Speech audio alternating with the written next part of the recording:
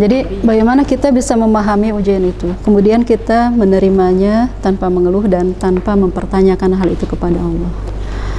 Salah satu hikmahnya, Bunda sayang, tadi dikatakan oleh Rasulullah ya, hakikatnya ujian itu adalah tanda cinta Allah kepada seseorang, tanda cinta Allah kepada satu kaum. Bunda yang disayangi Allah, ini saya bawa dua buah pensil ya Bunda. Baik, pensil ini berguna enggak untuk kita? Berguna untuk kita Bunda? Nah, apa yang bisa dihasilkan oleh pensil?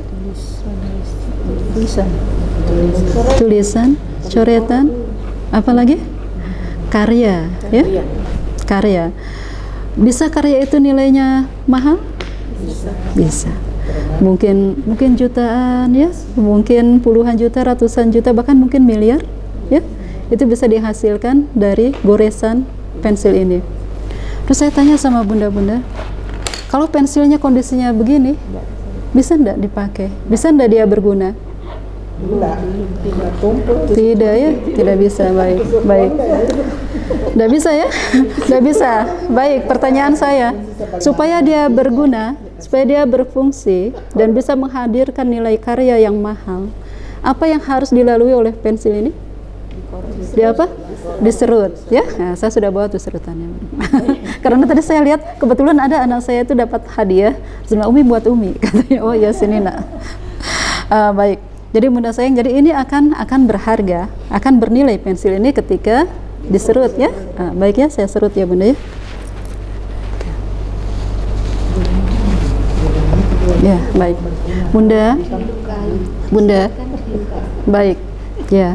Ketika saya menyerut pensil ini pensil ini kan dalam kondisi yang tidak baik-baik saja sebenarnya, ya kan? Kalau pensil ini dia bisa berkata, mungkin bisa bicara, dia akan merasakan, ya. Ketika dia diserut seperti ini, dia akan merasa seperti disayat, ya. Dia merasa dipotong-potong, dilukai. Ya. Dan ini masih terus belum berhenti sampai kemudian dia mendapati satu kondisi, satu formasi yang ideal untuk dia bisa digunakan ya. Baik bunda yang disayangi Allah, mohon izin ya, saya coba itu dulu ya. Baik ya. Ini misalnya seperti ini bunda ya, nih ya. Baik, nah kalau sudah seperti ini maka dia siap untuk digunakan, dan kalau digunakan dengan tepat, sekali lagi dia bisa menghasilkan karya yang sangat mahal. Maka hakikatnya bunda, saat kita diuji oleh Allah itu, kita sedang seperti pensil yang barusan diserut ini ya. Kalau dia tetap memilih tidak mengalami proses diserut, dia akan terus seperti ini. Kalau seperti ini dia berguna? Tidak ya. Ya, baik. Kalau dia terus seperti ini, maka dia tidak akan maksimal digunakan. Tidak maksimal digunakan. Ya. Maka kemudian Rasulullah kan mengajarkan pada kita terus begini bunda sayangnya. Jadi sebenarnya kita memahami ya, bahwa sesungguhnya ujian dari Allah itu adalah cara Allah menjadikan kita lebih berguna, lebih bermakna. Dan kalau dilihat juga dari bentuknya, rasanya lebih cantik yang mana bunda? Yang sudah diserut atau yang belum diserut? Yang sudah diserut yang nampak lebih cantik, lebih indah. Maka orang-orang yang sudah berhasil melalui ujian itu dia akan sampai kepada satu kondisi yang jauh lebih baik, kondisi yang jauh lebih indah di sisi Allah SWT. Ya, masya Allah. Ya. Tetapi sekali lagi saat dia menjalani itu semua, ya, dia menerima dan menjalaninya, ya, menerima dan menjalaninya, kemudian berpikir positif, ya, berpikir positif bahwa ada sesuatu yang indah yang Allah sudah siapkan di depan, ya. Atau mungkin yang lebih lagi terasa mengena, bunda pernah mencoba merenungi filosofi pecah telur? Ya, telur bunda. Filosofi pecah telur, insya Allah. Ini baru dari satu kalimat, ya Allahumma imanan bika. Masya Allah ya. Jadi ketika kita menyampaikan ya Allah bahwa kami melakukan ini karena iman, ayo telisik sejauh mana iman itu menghadirkan kenyamanan dalam jiwa kita. Ya. Kalau filosofi pecah telur itu gini bunda sayang. Telur itu ya, kalau kita lihat itu bisa pecah ya dengan dua kondisi. Pertama, telur itu dipecahkan. Yang kedua, telur itu pecah sendiri. Baik, itu pun adalah amsal dari Allah, perumpamaan dari Allah. Jadi kalau telur itu dipecahkan, paling jadinya telur ceplok, telur dadar, ya, mungkin jadinya begitu, ya, ya jadi kue, ya, atau ditumis jadi orak-arik begitu Bunda, campur sayuran, ya. Itu kalau dipecahkan oleh unsur luar. Tapi kalau dia pecah sendiri, harga murah. Harga murah. Kalau dia pecah sendiri, ya, maka sebenarnya dalam telur itu ada sebuah proses kehidupan, ya kan? Ya kan? Kalau yang tadi itu hanya sebatas telur ceplok, telur dadar, gitu ya, maka kemudian ya telur yang pecah sendiri dengan izin Allah, dengan waktu yang sudah Allah tentukan, dan dia percaya dengan seluruh prosesnya, tahapnya, optimismenya, kesabarannya, maka dia keluar itu menjadi seekor anak ayam. Jadi sesuatu kehidupan yang jauh lebih bermanfaat. Jadi intinya nasihatnya gini, kalau ada permasalahan, apakah engkau lebih memilih pertolongan makhluk? Ya? Apakah engkau lebih menginginkan sesuatu dari luar diri engkau yang memecahkan permasalahan yang kau hadapi? Tapi setelah itu engkau menjadi sesuatu yang seperti tadi, jadi telur ceplok saja atau jadi telur dadar saja? Ataukah engkau bersabar dengan semua proses yang Allah berikan dengan penuh percaya dan kesabaran kepada Allah? Insya Allah. Ya seperti itu Bunda. Jadi pada aktivitas harian kita tuh banyak sekali pelajaran yang Allah berikan pada kita. Jadi sekali lagi Bunda ya, kalau orang yang optimis itu adalah orang yang sekali lagi dia mampu menerima dengan sabar, tanpa mengeluh, tanpa mempertanyakan. Karena sekali lagi cara Allah mengajari kita dalam kehidupan ya adalah Allah memberikan dulu ujian ya, baru kita terima, jalani dengan sabar ya, kemudian ujungnya Allah akan bukakan tabir hikmahnya untuk kita ya. Nah itu berbeda dengan cara kita belajar di sekolah atau di kampus. Di kampus itu kita belajar dulu ya, boleh bertanya sampai paham, baru setelah itu baru kita ujian ya. Itu kalau di kampus. Tapi kalau belajar kehidupan tidak seperti itu. Begitu Allah memberikan satu ujian, terima dulu ya, terima jalani dan yakini ya. Bukan tabir, itu apa saja? Iya, jadi satu waktu Bunda sayang, kalau seseorang itu sabar menghadapi ujian, Allah itu pasti akan memberikan hasil yang terbaik. Ya. Allah itu pasti akan menyiapkan hal-hal yang terbaik untuk orang itu. Tapi kalau sabar diam-diam.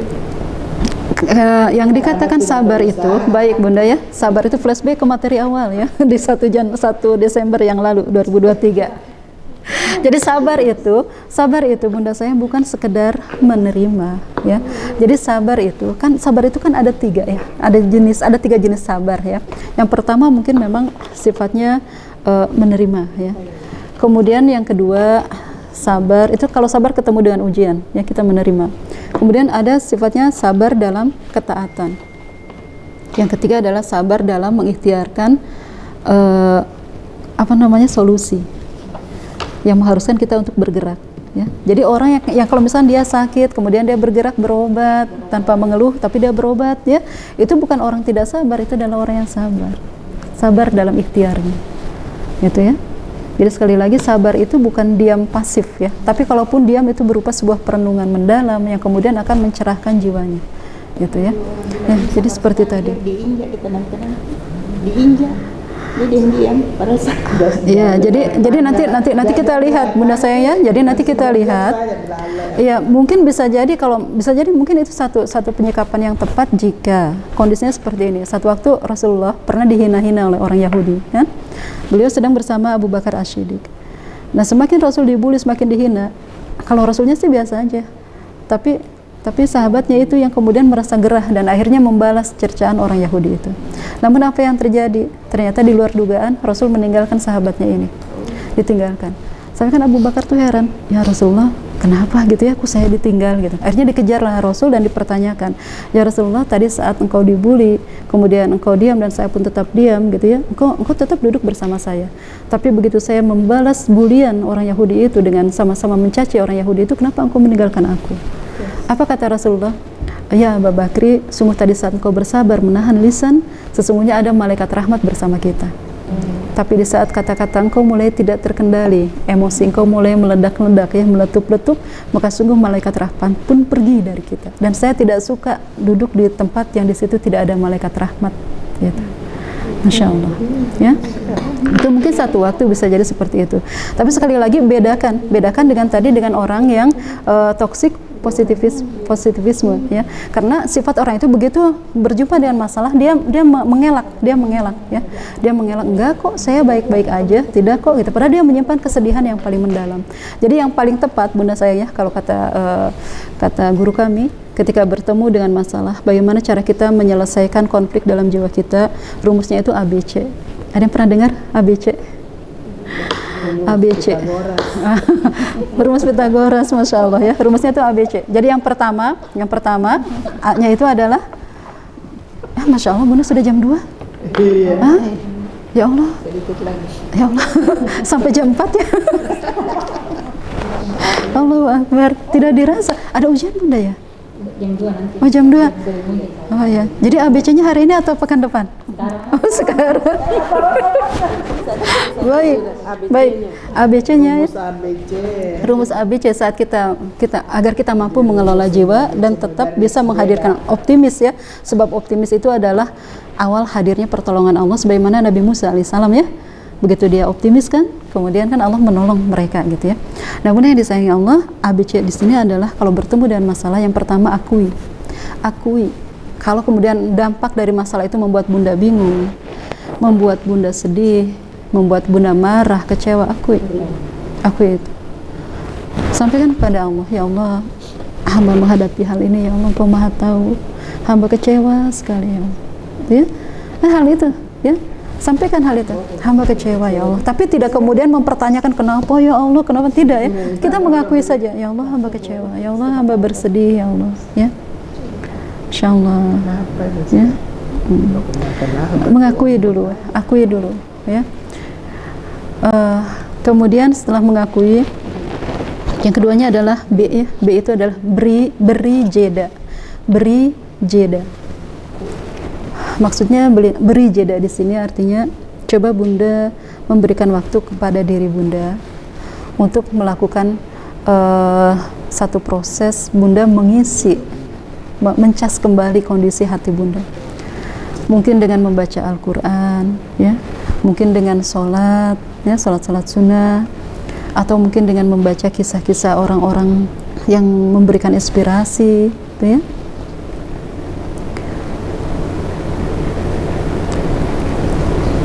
Seperti itu, ya. Jadi yang terakhirnya adalah C itu adalah ceritakan atau curhatkan kepada Allah, ya. Curhatkan kepada Allah, ya. Iya, curhatnya kepada Allah, curhatkan kepada Allah. Kasih masuk di media sosial. Baik, ya. Jadi ABC, ya. Jadi yang pertama akui, ya.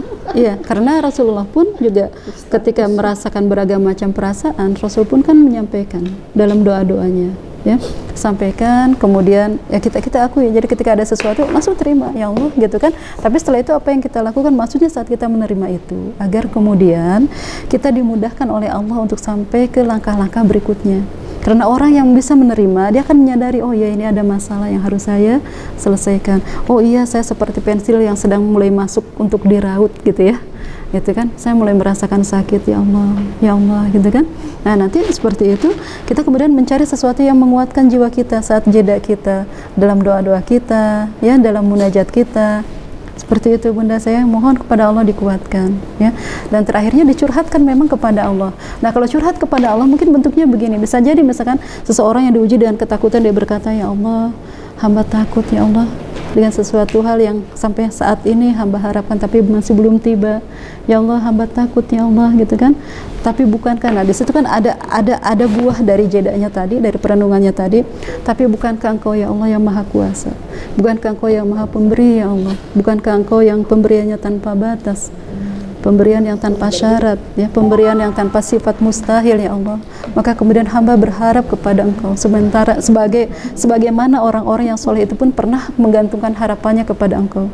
Seperti Nabi Ayub alaihissalam yang diuji dengan sakit yang luar biasa, diuji dengan kehilangan keluarga, diuji dengan kehilangan mata pencaharian, ya, tapi tetap berdoa kepada Allah. Sebagaimana Nabi Zakaria yang menunggu buah hati yang sangat lama, ya. Kemudian juga kemudian juga mencurhatkan semuanya kepada Allah ya, dan kemudian Allah memberikan dalam waktu yang tepat ya. Jadi bunda yang disayangi Allah, mesti ada fase-fase proses seperti itu yang kita jalani saat kita menerima satu ujian, sehingga kemudian kita akan sampai tadi pertama kepada hikmahnya dulu, kemudian setelah itu kita sampai pada solusinya ya. Yakini bahwa ketika kemudian hikmah sudah sampai, hati kita sudah lebih tenang, Allah akan memberikan apa yang kita mintakan ya. Dan sifatnya Allah itu, bunda saya, kalau Allah menguji, cara Allah menolong itu ya, cara Allah menolong kita kadang mungkin bukan serta-merta menghilangkan masalahnya ya, bukan serta-merta langsung menghilangkan masalahnya, tapi kemudian yang Allah lakukan adalah Allah menguatkan hati kita untuk menjalani masalah itu ya. Bukan diangkat masalahnya, tapi dikuatkan hatinya ya. Baik bunda saya, kalau satu waktu ini botol ini ya, ini saya umpamakan seperti hati kita, hati yang bergolak ya, menerima satu peristiwa. Dan kemudian masalah itu saya umpamakan seperti garam ya. Saya ingin menanyakan pada bunda, kalau kemudian air di dalam botol ini saya campurkan dengan 3 sendok garam, kemudian saya kocok, ya rasanya pasti, dan asinnya juga asin yang tidak nyaman ya, asinnya yang tidak nyaman gitu, yang kesat begitu ya. Nah tapi kalau kemudian misalkan di sini atau ada danau ya, di sana di depan itu ada danau, kemudian saya lemparkan bukan cuma 3 sendok garam, tetapi saya lemparkan mungkin 1 karung lah, 1 tas garam ke situ saya lemparkan, itu kira-kira airnya berubah enggak rasanya? Tidak ngaruh. Jadi intinya sebenarnya ya, kalau seperti itu bunda, bukan masalahnya sebenarnya yang membuat kita tidak nyaman, sebenarnya adalah tempatnya ya, luas sempit hati kita gitu, luas dan sempitnya jiwa kita, itu yang bermasalah ya. Jadi bahkan dalam satu nasihat seorang guru saya mengatakan begini, bukan masalah yang sebenarnya menjadi permasalahan ya, tapi kadang mungkin seringkali kita yang belum memahami bahasa rindunya Allah pada kita ya. Karena sifat Allah itu begitu akan memberikan pertolongan. Nah ini difahami ya. Saat Allah ingin memberikan pertolongan itu sudah dekat. Caranya Allah itu bunda, bukan kemudian seseorang yang sedang diuji menaik ya, perjalanannya naik, kemudian jalan itu menjadi datar dan turun, melandai. Bukan begitu caranya Allah menolong hamba. Tapi begitu jalanan itu naik, penuh dengan ujian, rasa sakit, rasa lelah gitu ya, itu semakin naik di bawahnya oleh Allah ya, semakin naik. Kenapa? Karena posisi Allah itu ada pada sisi ketinggian dan kemuliaan. Sampai kemudian ketika kita terus bersabar naik, dan kalau orang memanjat, orang mendaki, kan semakin ke atas itu semakin sesak bunda ya, semakin kurang oksigen itu semakin sesak. Mungkin bisa jadi satu waktu dalam fase kehidupan kita saat Allah ingin menolong kita, ingin memberikan pertolongan, sifatnya itu seperti itu bunda, di bawah naik terus. Cirinya adalah ketika kita merasakan ujian kita bertambah berat, ujian kita semakin banyak bertubi-tubi, itu jangan berhenti dan jangan putus asa, sudah dekat.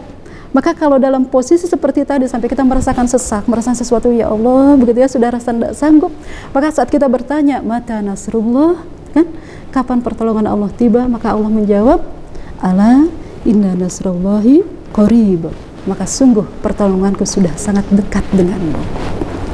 Yaitu ciri-cirinya ya, tolong dikenali ya. Jadi satu waktu kita diuji dan ujian yang sangat berat, bertubi-tubi, bertumpuk-tumpuk, itu sudah tandanya Allah dekat. Jangan mundur lagi, itu semakin menjauhkan kita dari pertolongan Allah Subhanahu wa Ta'ala ya. Jadi sekali lagi, luaskan jiwa kita, justru jiwa kita yang diluaskan, bukan masalahnya, masalah tidak bisa dihindari, tapi yang paling mungkin adalah jiwa kita diluaskan. Baik, mungkin itu bunda sayangnya. Jadi hikmah kata-kata iman itu, Allahumma imanan bik, ya Allah hamba datang ke sini ya sebab iman hamba. Baik bunda sayang, mungkin itu sementara yang saya sampaikan di kesempatan ini. Masya Allah ya, betapa indah bimbingan Allah Subhanahu wa Ta'ala. Semoga Allah merizkikan kepada kita kebaikan-kebaikan hidup, semoga Allah memberikan kepada kita kebahagiaan dan keberkahan serta keridhaan Allah di setiap hari yang Allah karuniakan dalam hidup kita, dunia akhirat kita, bersama semua yang kita cintai karena Allah Subhanahu wa Ta'ala. Baik bunda sayang, al-haqqu min rabbik fala takunanna minal mumtarin. Saya mohon maaf lahir batin dan